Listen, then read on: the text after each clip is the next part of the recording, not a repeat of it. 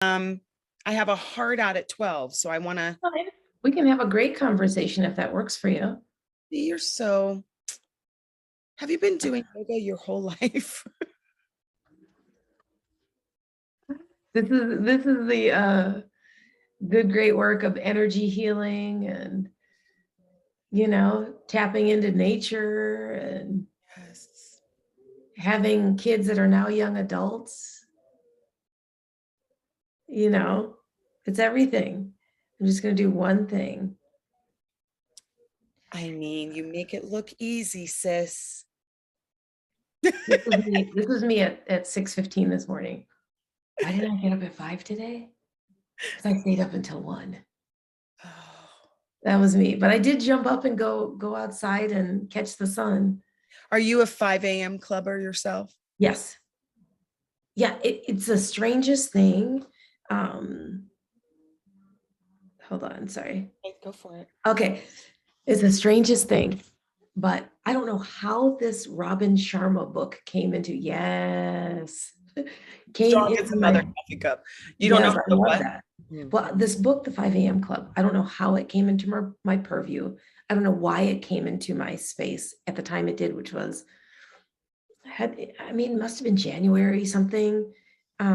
It must be the kind of book that sells out every new year because it's like a new start. I Yes. didn't connect it to any of that. I start reading it and it reminds me of the Og Mandino Greatest Salesman. It reminds me of The Alchemist. It reminds me of the Celestine Prophecy. Oh, All of these books that are just parables that lean you into teachings.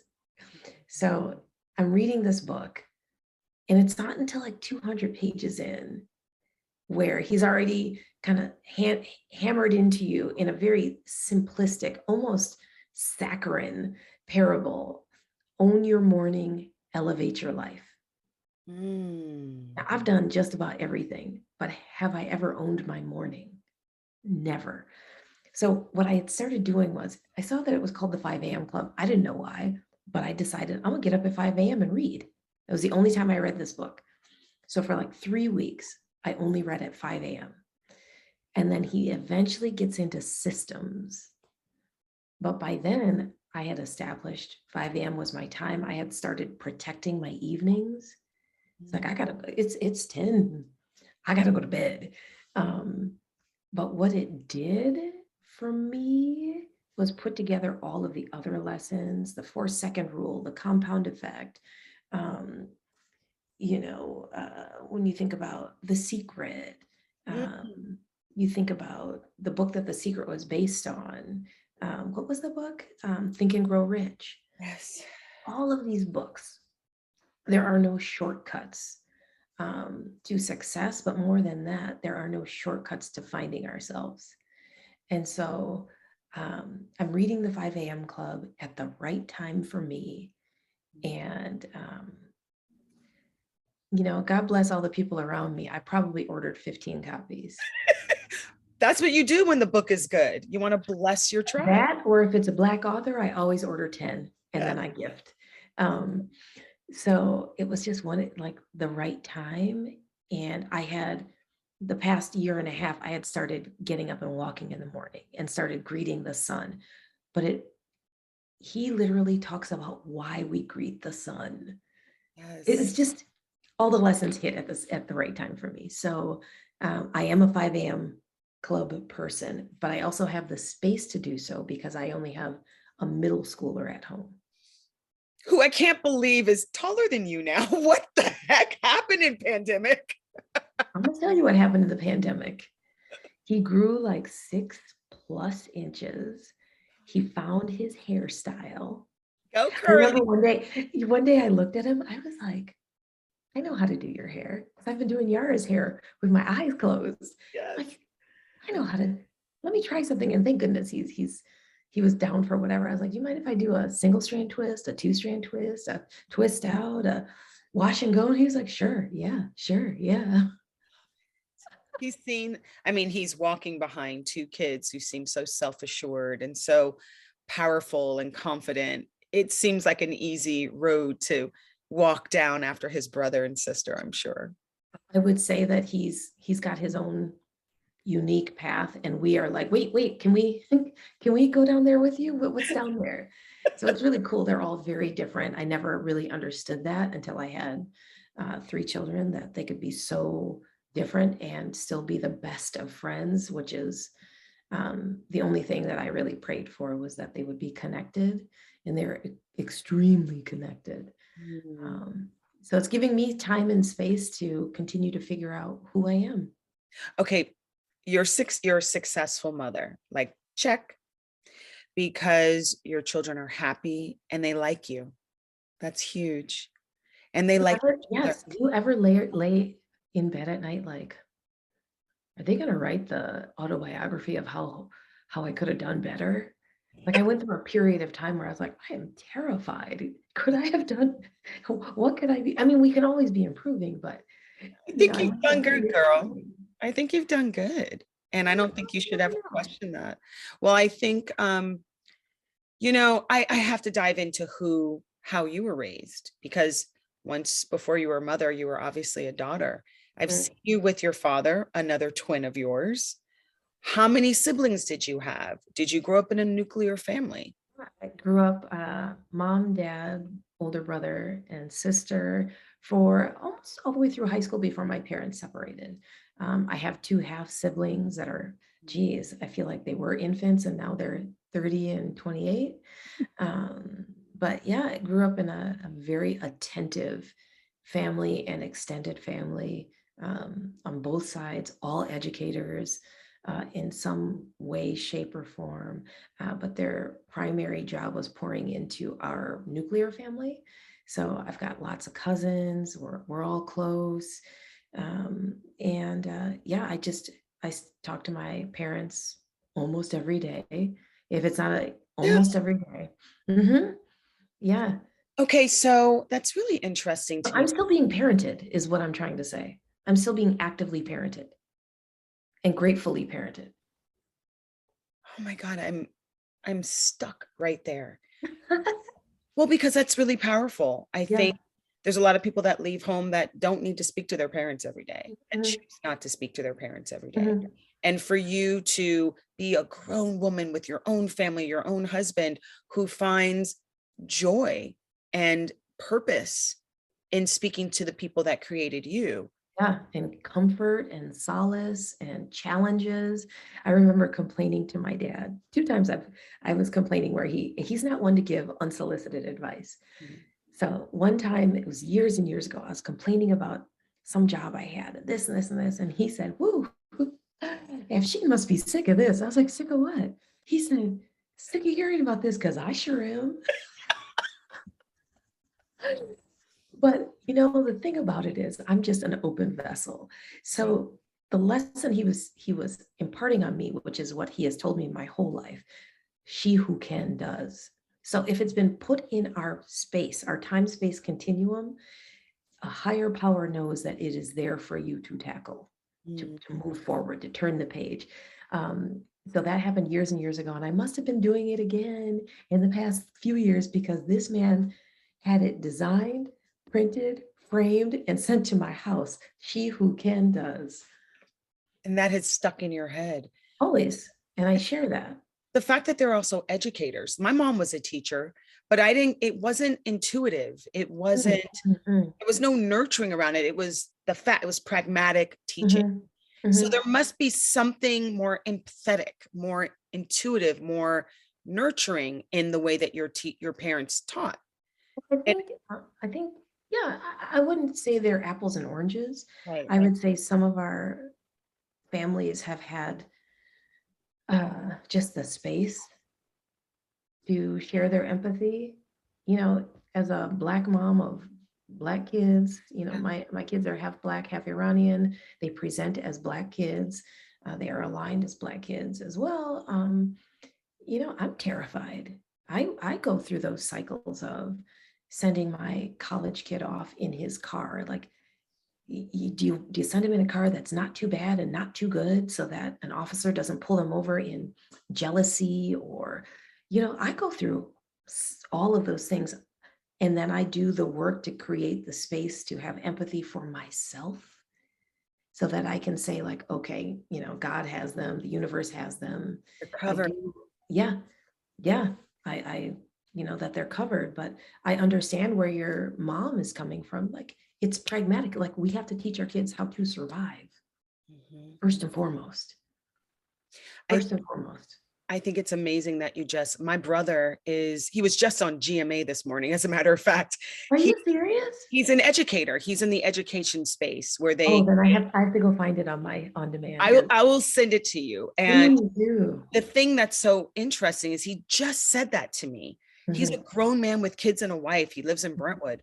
And he mhm, just said, I never buy a car that's too nice mm, because I don't want to attract the jealousy or mm, just the sniffing dog sort of mhm, feeling of these cops that just want to pull me over because I'm in a mm, nice car. And my brother is second generation growing up in a nice neighborhood. mhm, mhm. So the fact that he still keeps that front and center is a shame. It To is. it's shameful. Yeah, But we shouldn't have to. no, We but shouldn't it's the have truth. to. And Mhm, that's what a successful mom is going to have to look at all of those things. mhm. So when CRT, we don't need to get on that, but when they say, "Oh, but we don't want our white kids to feel bad." It's like the amount of things that our children have to manage and navigate would blow your minds. Yeah. But But I sure, think, yeah, let's keep your kids safe, right? yeah. But imagine being in a group of people that are homogenous, dominant culture, that for generations, information has been kept from you for so long that it almost seems absurd. Yes. You mean they weren't happy when we brought them over on this fairy tale of a boat trip? Like, it's like watching the ship sailing in and you've never seen a ship. Yeah. It just, the information doesn't compute. And so to think that it's been boiled down to very simplistic emotions of, I don't want them to feel bad, I only want them to feel good. Mhm. They're already missing there's a whole range of emotions missing on that continuum. And like you're saying, the beauty I think about being Black is that we have a shorthand and we can kiki. That's why we have our lunch table. That's why, like, I'm watching my eighth grader really find his crew. It's big, it's deep, it's beautiful, it's brown, it's global. Mhm. um, I think that's really important to have people around you in these systems that we build, and we put our kids in schools that we want to give them advantages. But they don't see them. They aren't considered.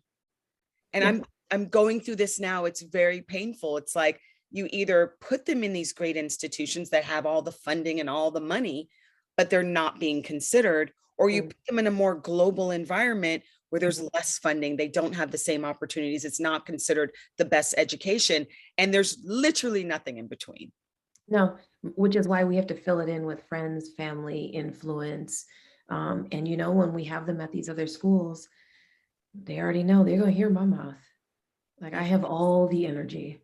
We have Uh, no choice. yeah, no choice. And And they so, will consider us a problem.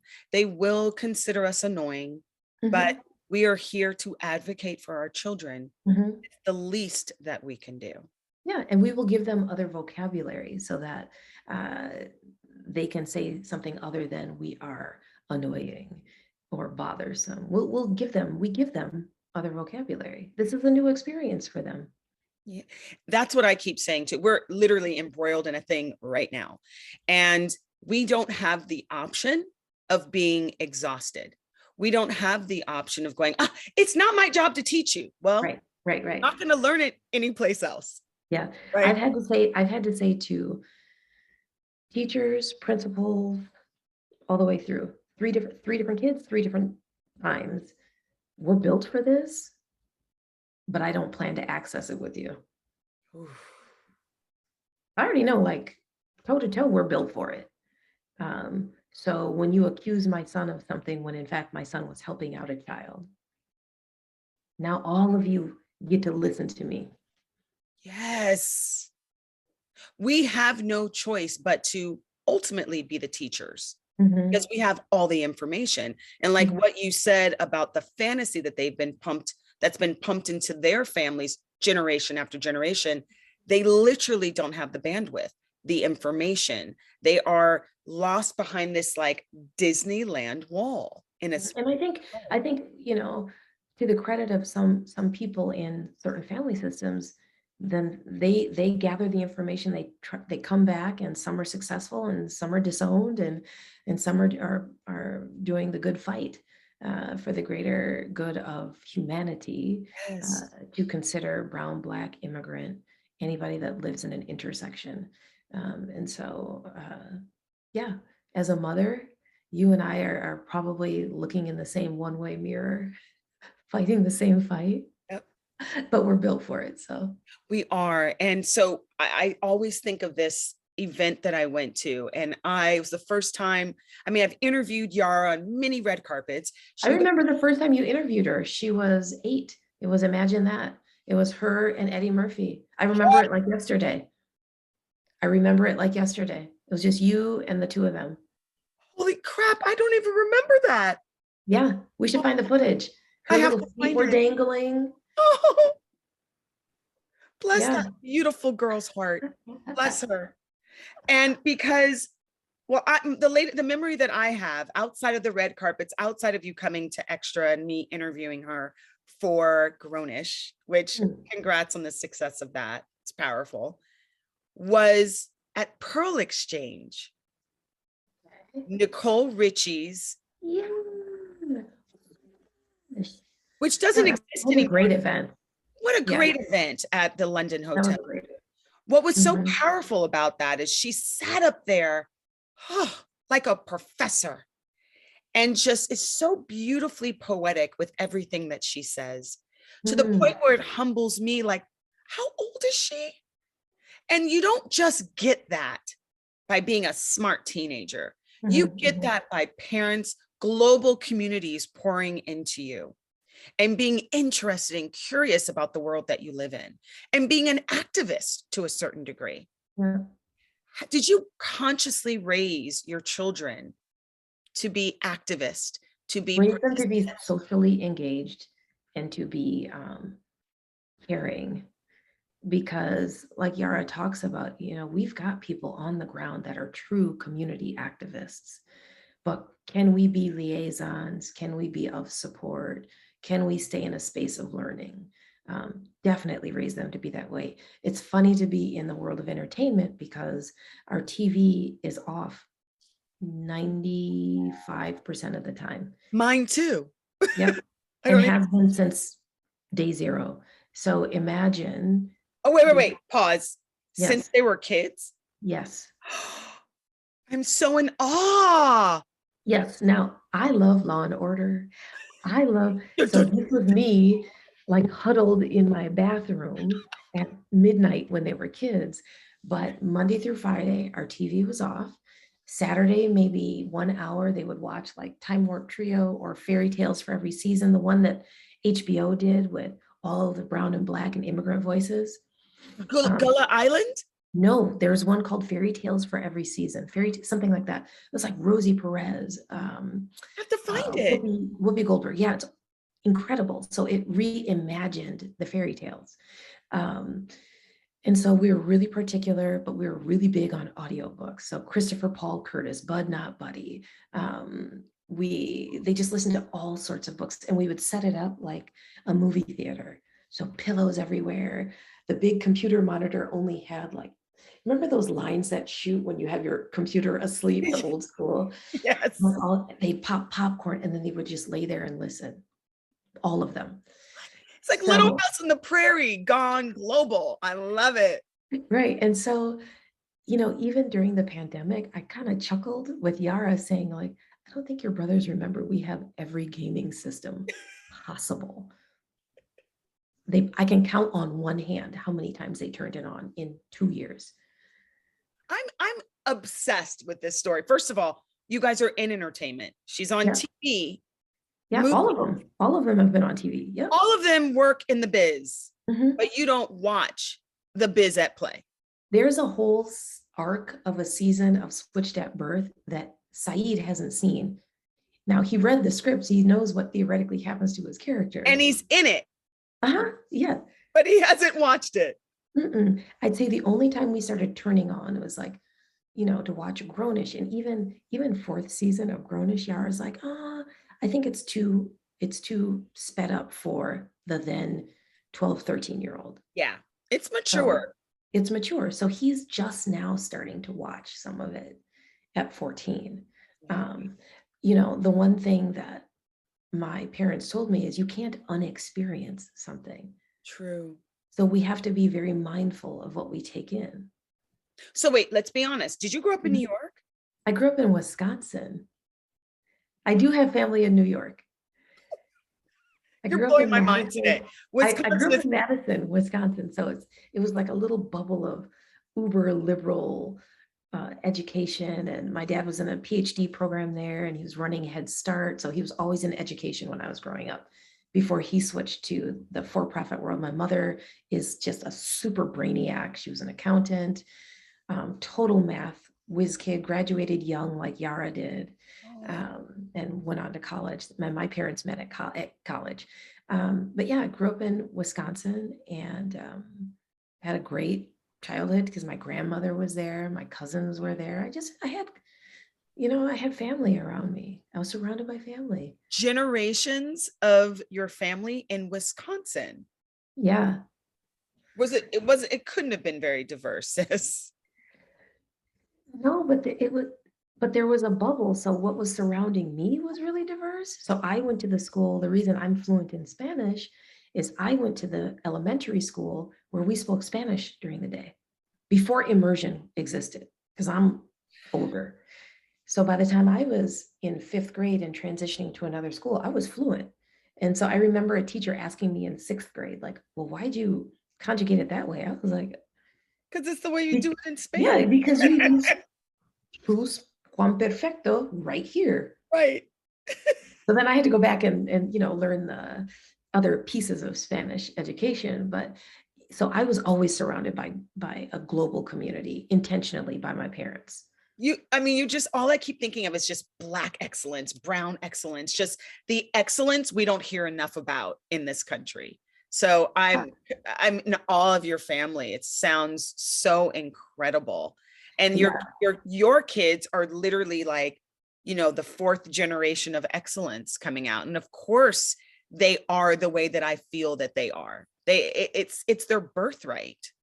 the conversation I was having on the way to dinner with my 14-year-old last night, we were talking about the importance of curiosity, and not thinking about the outcome. So how it was related to me, again, by my father, was the difference between networking and relationship equity is one of them, you're looking for an outcome. One of them, you are pouring into someone with no intended outcome, right? But it's the same with education and learning and curiosity. You pour into yourself without saying like, but and then that way I could become an Amazon seller, or I could start. No, you just take in the education. So Google certification, go do it. Why not? Picking up an instrument, go do it. We don't know what how it will blossom or manifest, but if you have the opportunity to educate. But what I said to him is what you just said. I was like, our family has been blessed with this birthright. I literally said that. This is a gift that has been given, that we are all hardwired to be purpose driven. But Yes. we must chase our purpose. It's a responsibility, such a Yeah. blessing, so much It's gratitude. exciting. Yeah, It's it is. exciting. So when you were, you've been a model, you've been an actress. When you had these three kids, you have an incredible partner. What did you see for them? Did you ever get downloaded where they would be this age 10 years from now? I think I knew that they were on loan to me. Yes. That's the first thing I knew. I was pretty excited that the first one looked just like me. So I was like, thank you. Good looking out. Um, And I- she does. Mike, I just saw you posted me and my twinsy. she does. We have a lot of the same mannerisms. I mean, And then I think I really wanted to just be close to them. I was close to I bet you my mom had to ask me to stop holding her hand in my 20s. I feel like I remember that. Like, you don't have to hold my hand. I So you just, were like that with your mom, just very close, very lobster. yeah, We're lobsters. yeah, I just, we're totally opposite. She's a super shy Southern woman. And I just think she is the bee's knees. She is so funny to me. She's so smart. She's so smart. And so I was just that close with my family. But I wanted to do something where I could remain close. I do feel like we are their first educators, Yeah. and we open the world up for them. And so being a commercial actor, which I fell into after graduate school, was perfect. Um, and I remember going to my agent saying, "Oh, I had this. Here's this kid I had. Her name's Yara. She's 6 weeks old." And sorry, my doggy. And so that was before the cell phones and stuff. And so they took a Polaroid picture, apparently faxed it to, I think it was Target. Called me the next day. "Oh, Yara has a job." I was like, "That's not even possible." Um, but they said, "Yeah, we faxed the Polaroid." Um, and so she started, and I studied the business like I studied for my graduate school. Um, and I learned the business, and I shared. I still share. I shared last week. I still help people find agents, transition from things, empower people in the space because there aren't enough of us in the space.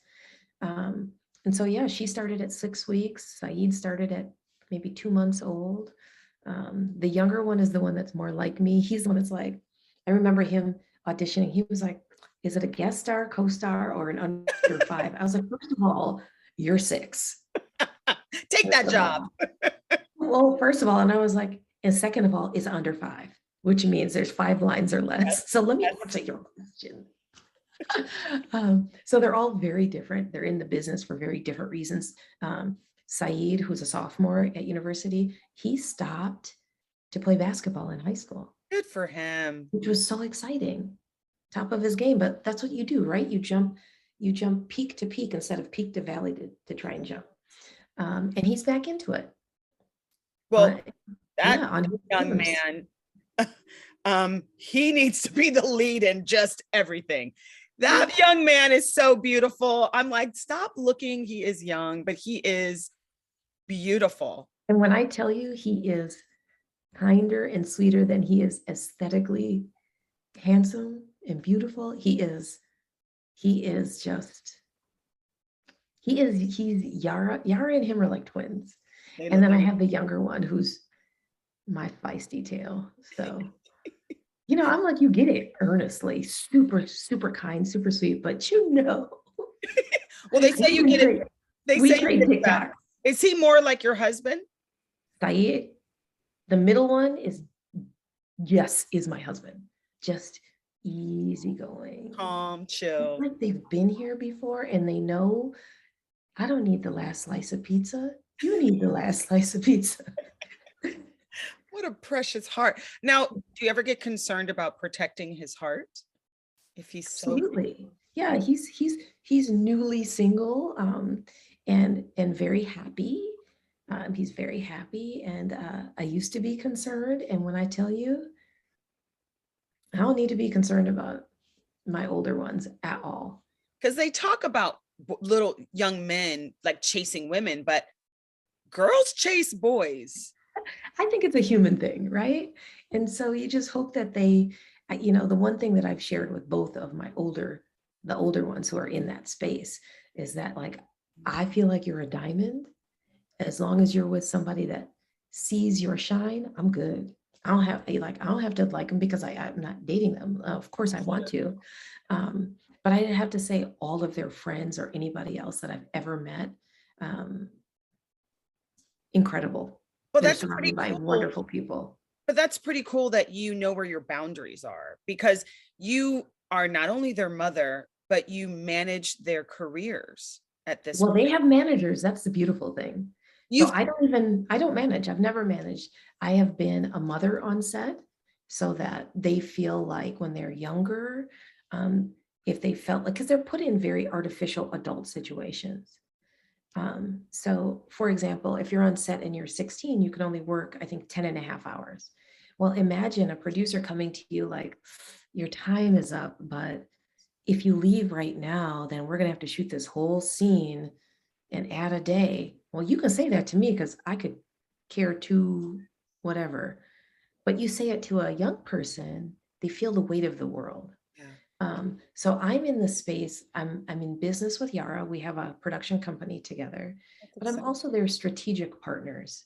So I have had to remind people, that have called me to make decisions. I'm like, I know we've been in this together since this kid was 12 and this kid is 10, but they make their decisions. So even when they were on set, I remember when Saeed was doing Uncle Buck and he was with Mike Epps and Nia Long, and that was one of his shows. And they were like, wait, you want me to hand him the check? I'm like, it's not my check.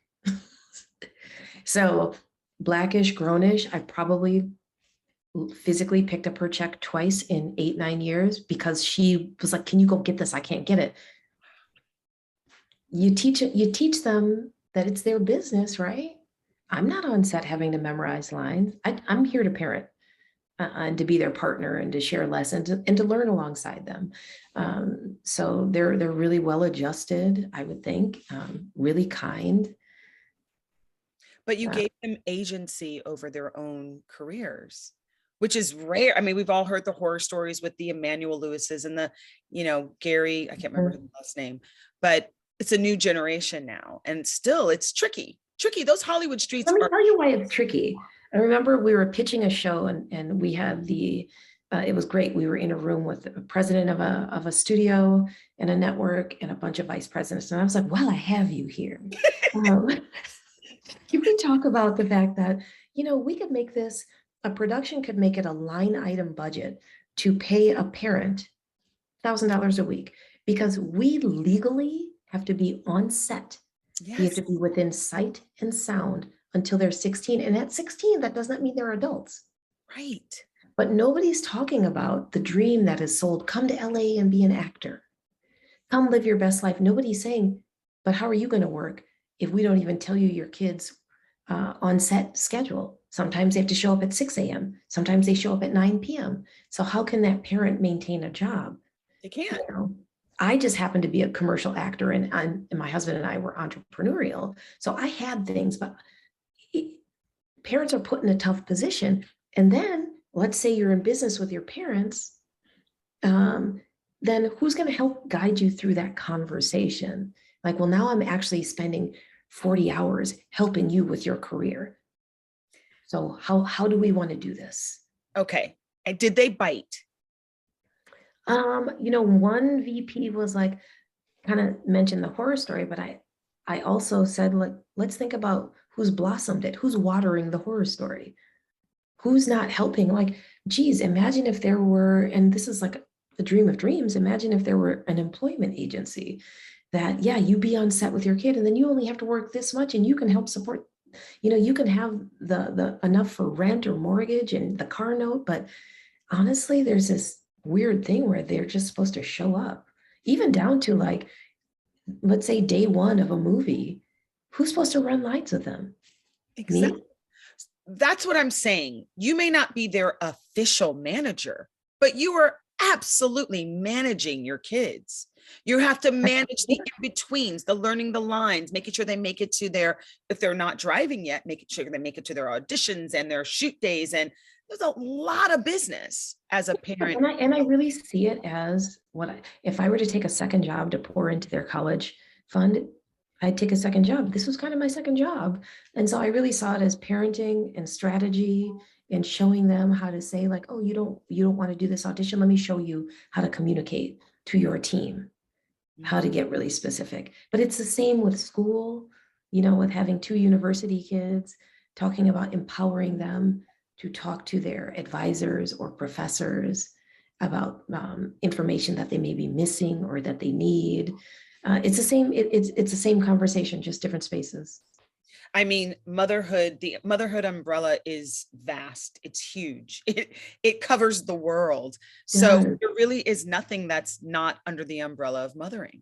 Yeah, I mean, I love watching your videos because I think in like a year she'll be like, hold on, I'm gonna teach you this dance. You just, I mean, she's already doing it, but like, I know. um, I have a dance class. I have 10 people enrolled. Mom, you're gonna have to get on the wait list. I She's a just love boss. how, yeah, and I love that. You I know, love that. something else you said that I so connect with you on is they're not ours. We've been blessed by the universe, God, to nurture them and make sure that they don't hit any sharp edges along the Yeah, way. yeah. But Or if they hit them, we're there, or somebody's there to help them. Have you read Khalil Gibran, The Prophet? years and years ago, I'm due for a reread. Yes, because it's almost like one of those reference books, like on children, on relationships, on friends, on life, on death. But the one on children, he talks about they are the bows that shoot forth into, and I'm going to butcher this, but into the land of tomorrow for which we can never even see. Correct. They dwell in a house that is built for them and not us. Which is why when we are nurturing them and holding them safe or as safe as we can while they're in our space, our present, Mhm. our homes, we pour into them all the things that are necessary and not wait for the world outside. I was doing so well until she went to preschool, and I'm like, oh, they taught you what? Oh, crap. Now I have to make sure that I'm counterbalancing the stuff she's learning in school. Yeah. Never considered that. They taught her about Santa before I had a chance. And then St. Patrick. I'm like, but what if I don't want us to consider that? Yeah. Yeah, and I think the one thing, it's so interesting because I remember that moment of them going to school and being like, oh, wow, they know all about all the TV shows in a matter of a week, which is Yes. okay, it is what it is. Um, but like eighth grade has been wild to me because my older kids are like, well, eighth grade now is 10th grade when I was in 10th grade. So it's Yes.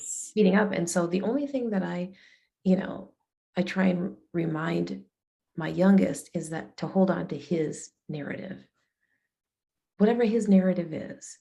You can be easily swayed by the stories that you hear at school. One, I'm going to tell you, you're not getting the whole story, whatever it is. But hold on to your narrative. You know who you are. You know who you are right now. You're going to blossom into someone totally different. Feel empowered to do so, but don't think when somebody tells you, "Oh yeah, I don't do anything at home." I promise you, if they're not doing anything at home, they may be feeling some neglect. There's always another side to things. So to walk into a space for your daughter, even to learn about those things, but to know what her narrative is like, oh yeah, they told me about this, but if she's able to come home and have that conversation, Oh, our conversations are deep and wide and rich. I have a child that's been here many, many times before it's clear.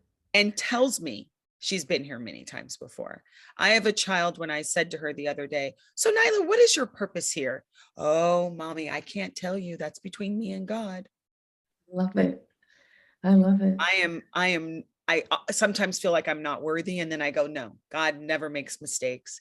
Yeah. And I don't know if my daughter will ever be in the biz, but she loves acting and singing and dancing. I just want her to find things that she loves at this Yeah. point Yeah. and to flourish there. And it's hard for her, like, well, what about my friends? They all play soccer. I don't like, I'm like, that's life. Yeah. Like, life will take you down paths where you'll start to split from the people you think you're supposed to be friends with because you have different interests. And Yeah. when your That's okay. children, and when your children in the business, even more so, that is such an isolating experience, isn't it, for Mhm, kids? mhm. It can be, which is why blossoming everything else is so important. I remember when she was on Blackish and she wasn't, you know, they weren't utilizing her as much as they could, Yeah. theoretically could. So I remember looking at her, I was like, let's live our life. And that's when she started working with, the reach out from the Obama administration happened. She was just so curious. So I was like, let's go, let's hit it. Um, we paused for a second and then off she went. And the one thing that she always led with while she was acting is that education comes first. So down to the studio teacher, we literally interviewed everybody. everybody, because all of the kids on Blackish are really smart. They are really smart. I mean, Marseille, I mean, come on. All of them. All of them. All of them, academically and otherwise. They have to be. Extremely gifted. And, you know, you find that with other shows as well. But if you don't have an advocate on set to say, like, let's find a teacher that really challenges you. We found that teacher. We had met him in 7th grade on a job, and he was on Parenthood. And I said, as long as you guys are respectful and wait for him to finish that, he's the one. Interview everybody. And he just has been, Adam Bennett, just a blessing to all of the kids on that show. Yeah, we're grateful for people who pour into them, knowing that education comes first, and yeah, they're here to act. You started off by saying you learned a lot from your kids, so I would like to come back to that. What Absolutely. is the greatest thing that you've learned from your kids, and did you learn the same thing from all of them? Probably not. Different things from each child, right? Yeah, I think forgiveness. I've learned forgiveness because, again, if I'm spiraling about be safe, your phone wasn't charged and you're driving across town, and you know, they see it, they're compassionate, they understand. I come from a different time, and they respect that and they hear me. So I'd say, you know, really empathy, compassion, forgiveness, and flow. They're so different. They're so different. And they've taught me how to just flow with how different everybody is, how different I am, and to be okay with how different I am. Yeah. Ooh. What are the 3 things you need to be the best mommy you can be? Time to myself, friends that challenge me, and a partner that doesn't mind a feisty partner like me. So thank you, Afshin.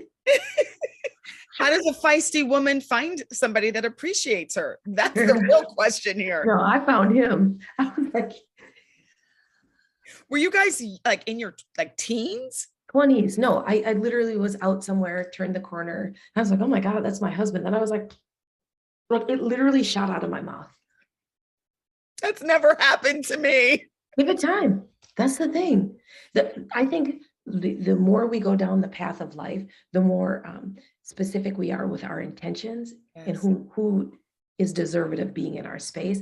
And so when we do find that person, that friend, deep connections can happen in a week because we're down the path. Ooh, okay, you're perfect, but hardly. I mean, that's what I was going to ask. In a moment of transparency, where do you think you were the weakest as a mom? I don't like to cook. I think it took me a minute to not be so serious. Like I'm a very, boisterous human, but to not be so serious about. My husband said, you can't blindside folks with education. When Yara was little, but she was just so smart. We'd be walking. I'm like, oh my God, we should do exponents on these sidewalks. That's a good time for you. He would say, like, don't blindside her. So I'd say I was just really serious. Like I saw them, and then I thought, like, I got to hurry up and pour into them, and I really didn't need to hurry up. I just needed to pace myself. Yes. Oh, I love that. What is your greatest dream for your kids going forward? Oh, happiness and global travel. That's it. Where's next? Yeah, not the challenges. The challenges are fine, but happiness at the end. What's the next stamp in your passport? Next stamp is Venice, Italy. Next month? Venice, Italy. For your which anniversary is this for? It's not for anniversary, it's for work. I mean, you guys are in the fashion houses of Paris. But I did go to Paris twice at the end of the year, one with my neighbor and one with my dear friend, just because we were all like at different times. We should just, how many times do we not do that as women, as mothers, we don't do it enough, especially in this pandemic. And please tell me, when Yara is trying on these gajillion-dollar dresses, that you slip your little tiny model body in one as well.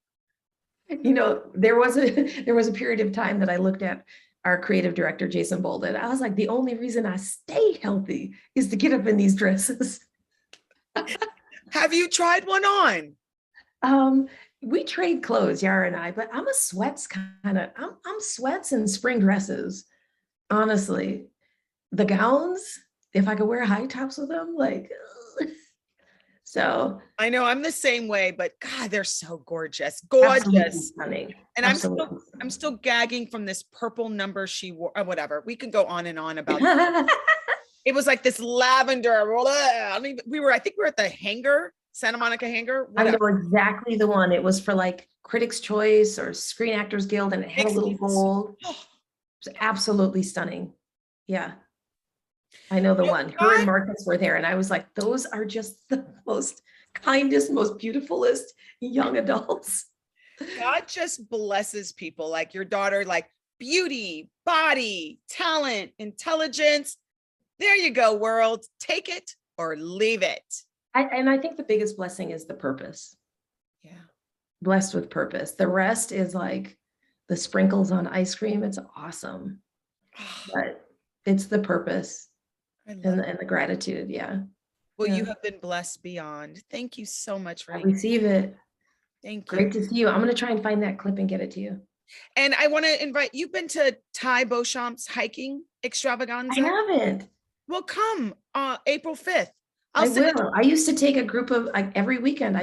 Take a group hiking It's and I fun. stopped. So I would love to join. I'll send it to you. Much Okay. love to you. I Thank you. always think about you. I always root for you. Likewise. God, not Likewise. And here. send me your brother's clip. I will. I Okay. will. Much love. Love Continued you. success and blessings. Bye. Bye.